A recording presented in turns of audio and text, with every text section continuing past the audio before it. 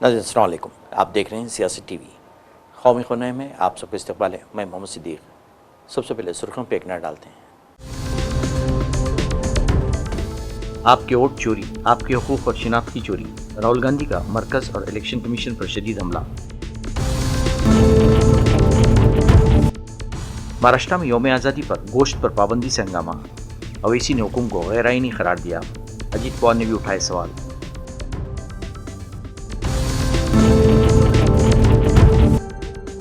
बिहार में SIR 22 लाख मुर्दा, 36 लाख गायब वोटरों पर सवाल। सुप्रीम कोर्ट का आधार को शरीयत का सबूत मानने से इनकार।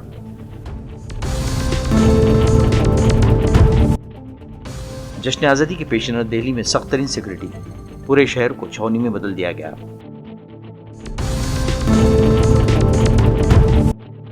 यूपी बिहार में सैलाब का खैर, उत्तराखंड समेत कई रियासतों में शदीद बारिश का अलर्ट। नहीं थी सुर्खियां, अब खबरों की तफसील पेश है। कांग्रेस के सीनियर रहनुमा और लोकसभा में कायदे हिज़्ब इख्तिलाफ राहुल गांधी ने मरकज़ और इलेक्शन कमीशन पर शदीद हमला करते हुए इल्ज़ाम लगाया कि मुल्क में सिर्फ वोट ही नहीं बल्कि शहरियों के हकूक़ और शिनाख्त भी चोरी की जा रही है। इन्होंने सोशल मीडिया शेयर पर एक वीडियो शेयर की जिसमें 2 अफराद को इलेक्शन कमीशन के एहलकारों के साथ मिलीभगत करते हुए दूसरों के नाम पर वोट डालते दिखाया गया है। बिहार में वोटर लिस्ट की खुसूसी नजरसानी SIR को लेकर जारी सियासी और कानूनी तनाज़े पर सुप्रीम कोर्ट पे पीर और मंगल को अहम समाअत हुई। अदालत उज़्मा ने वाज़ेह किया कि आधार कार्ड को शहरियत या रिहाइश का हतमी सबूत नहीं माना जा सकता, क्योंकि आधार एक्ट की दफ़ा 9 भी इसे सिर्फ शिनाख्त का ज़रिया करार देती है, न कि शहरी होने का ख़त्ती सबूत। समाअत के दौरान चीफ जस्टिस और दीगर जजों ने कहा कि सबसे पहले वो इस पूरे अमल का जायज़ा लेंगे और बाद में इसकी आइनी हैसियत पर फैसला करेंगे। अदालत ने इंतखाबी फहरिस्त में जिंदा अफराद को मुर्दा या मुर्दा अफराद को जिंदा करार देने की शिकायत पर भी सवाल उठाया और इलेक्शन कमीशन से वजाहत तलब करने का इशारा दिया। दरख्वास्त गुजारों की तरफ से सीनियर वकील कपिल सिब्बल, प्रशांत भूषण और अभिषेक मनु संघवी और गोपाल शंकर नारायण ने पेश होकर SIR की शफाफियत पर सवाल उठाए। उधर RJD के तेजस्वी यादव ने इल्ज़ाम लगाया कि SIR के नाम पर नई फहरिस्त की तैयारी में इलेक्शन कमीशन की मुसलसल नाकामियाँ सामने आ रही हैं। इन्होंने इल्ज़ाम लगाया कि मुजफ्फरपुर की BJP लीडर और मेयर निर्मला देवी के नाम पर 2 कार्ड जारी किए गए हैं कि स्क्रीन पे जो है सामने जो है लाया जाए। इनका नाम है निर्मला देवी, मुजफ्फरपुर की मेयर है निर्मला देवी। इनके एक एपिक ID नहीं बल्कि 2 एपिक ID हैं एक ही विधानसभा के, और उम्र में भी अलग अलग है। और माफ़ कीजिएगा, केवल निर्मला देवी के ही नहीं, निर्मला देवी के 2 देवर हैं, उन दोनों देवर के भी 2 एपिक ID जो है आपके समक्ष जो है स्क्रीन पे दिखाया जा रहा है। ये विधानसभा क्षेत्र दिखाओ ऊपर, पहले कौन सा है? ये है 257, बूथ नंबर 257, निर्वाचन क्षेत्र मुजफ्फरपुर। अब जूम करके निर्मला देवी जी का फोटो दिखाया जाए। ये वहाँ की मेयर हैं और इनके बगल में जो 2 और जो फोटो जो हाईलाइटेड हैं, एक दिलीप कुमार और एक मनोज कुमार, ये इनके 2 देवर हैं। अब दूसरा बूथ जो है वो लगाया जाए 153, ऊपर देखिए 153 मुजफ्फरपुर। ये लेटेस्ट फोटो है इन लोगों का 153 वाले में। निर्मला देवी, इसमें 48 साल उम्र है और 257 वाले बूथ नंबर पर इनका 45 साल उम्र है। तो आप दोनों देवर को आप देख सकते हैं। दूसरा देवर को दिखाओ।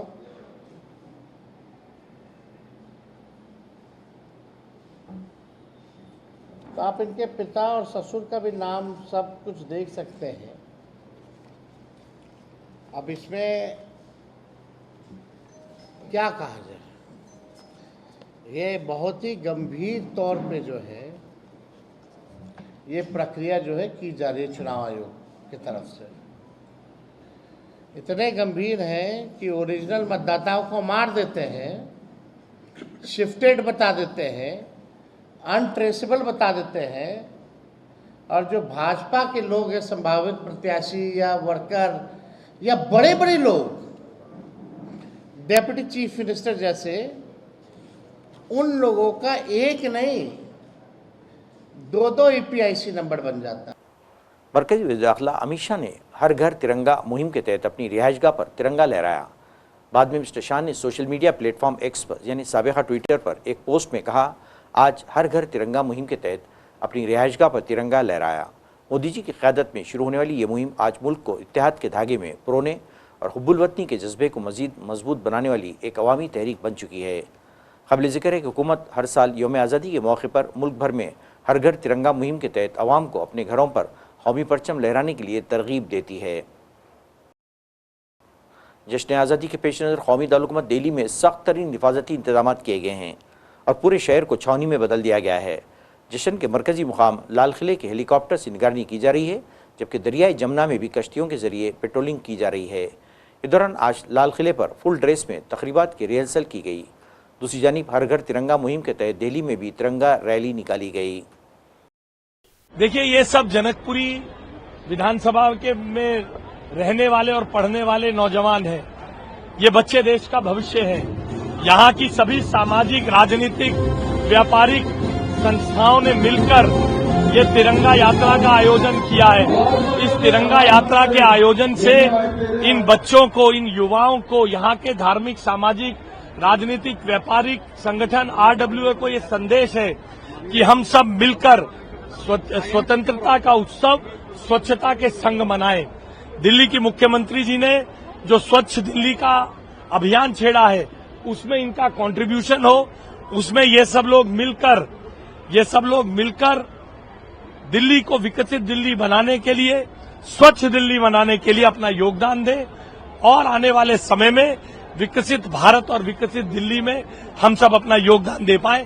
आज 8000 से ज्यादा लोगों ने इस तिरंगा यात्रा में हिस्सा लिया है। सर, ऑपरेशन सिंदूर के बाद आज तिरंगा यात्रा, उसको लेकर क्या कुछ? देखिए, ऑपरेशन सिंदूर ने भारतीय सेना के, भारतीय फौजों के पराक्रम को दिखाया है।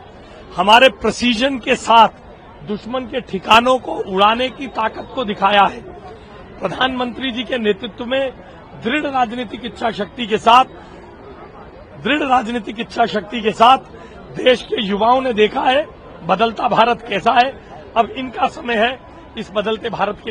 सुप्रीम कोर्ट ने चारशंबे के रोज उत्तर प्रदेश के नोएडा में तहवील अराजी के दौरान मावेजी की अदायगी में मुबैना बेज़ाब्तगियों के मामले पर कई मुतालिका अफसरान और कुछ ज़मीन मालिकान के दरमियान मिलीभगत के इल्ज़ामात की जांच का हुक्म दिया है। जस्टिस सूर्यकांत और जस्टिस जोए मालिया बागची की बेंच ने वीरेंद्र सिंह नागर की अर्जी पर यह हुक्म जारी किया है। बेंच ने कहा कि साबिक़ा खुसूसी तफ्तीशी टीम की जगह इंडियन पुलिस सर्विस के 3 अफसरान पर मुश्तमिल एक नई SIT तश्कील दी जाए। महाराष्ट्र के नागपुर, कल्याण, डोंबिवली और मालेगांव में यौम आज़ादी और कृष्ण जन्माष्टमी के मौके पर गोश्त की दुकानें बंद रखने का हुक्म जारी किए जाने के बाद से हंगामा बरपा है। इस मामले में सियासत भी गर्म हो गई है। NCP रहनुमा अजीत पवार और MIM सरबराह असदुद्दीन अवीसी ने नागपुर म्यूनसिपल कॉरपोरेशन के फैसले पर सवाल उठाए। दरअसल नागपुर म्यूनसिपल कॉरपोरेशन ने ऐलान किया है कि 15 अगस्त को यौम आज़ादी और कृष्ण जन्माष्टमी के मौके पर नागपुर शहर में गोश्त की दुकानें और बूचड़ खाने बंद रहेंगे। नागपुर म्यूनसिपल कॉरपोरेशन ने इस बंद को नाफिज करने का हुक्म भी जारी कर दिया है। म्यूनसिपल कॉरपोरेशन के इस फैसले पर महाराष्ट्र के नए वज़ीर आला अजीत पवार ने ही सवाल खड़े कर दिए हैं।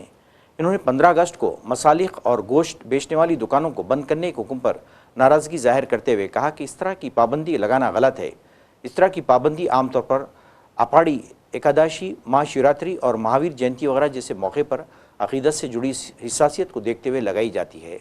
अजीत पवार ने कहा कि महाराष्ट्र में सब्जीखोर और गोश्तखोर दोनों तरह के लोग रहते हैं। इस तरह की पाबंदी ठीक नहीं है। बड़े शहरों में अलग अलग तबकों और मज़ाहिब के लोग रहते हैं। अगर ये जज्बात से जुड़ा मामला है तो लोग इस पाबंदी को एक दिन के लिए कबूल कर लेते हैं, लेकिन अगर यौम महाराष्ट्र, यौम आज़ादी और यौम जमहूरिया पर ऐसे हुक्म नाफिज किए जाते हैं तो ये मुश्किल भरा काम है। गोश्त की दुकानें बंद किए जाने के हुक्म पर असदुद्दीन अवैसी भी खफा हो गए हैं।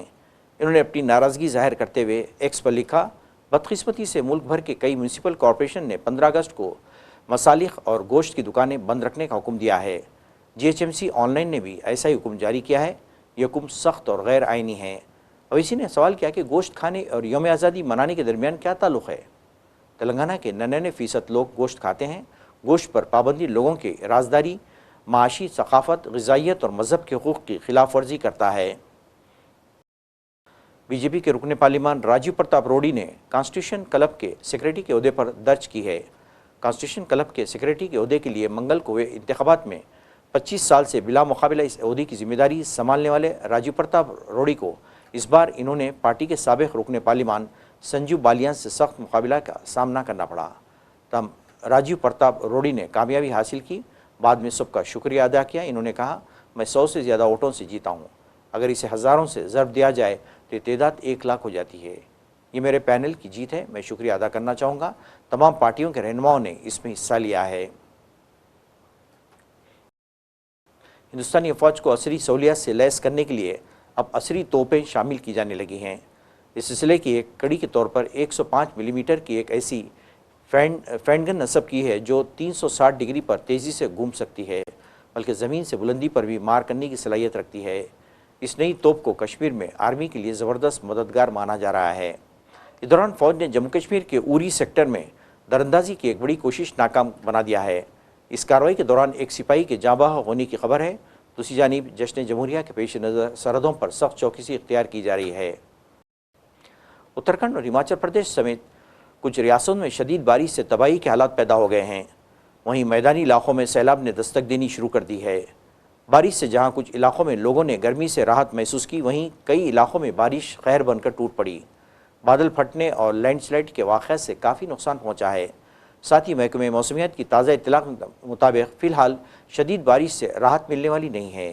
महकमे मौसमियात ने जम्मू कश्मीर, उत्तराखंड और तेलंगाना के लिए बारिश का रेड अलर्ट जारी किया है।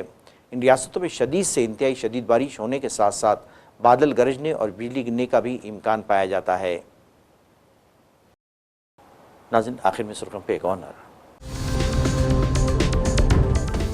आपके वोट चोरी, आपके हुकूक और शिनाख्त की चोरी, राहुल गांधी का मरकज़ और इलेक्शन कमीशन पर शदीद हमला।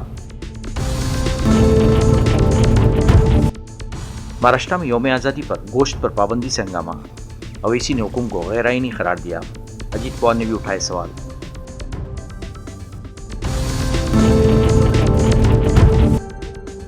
बिहार में SIR 22 लाख मुर्दा, 36 लाख गायब वोटरों पर सवाल।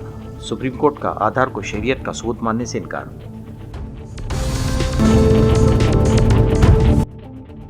जश्न आज़ादी के पेश नज़र दिल्ली में सख्त तरीन सिक्योरिटी, पूरे शहर को छावनी में बदल दिया गया।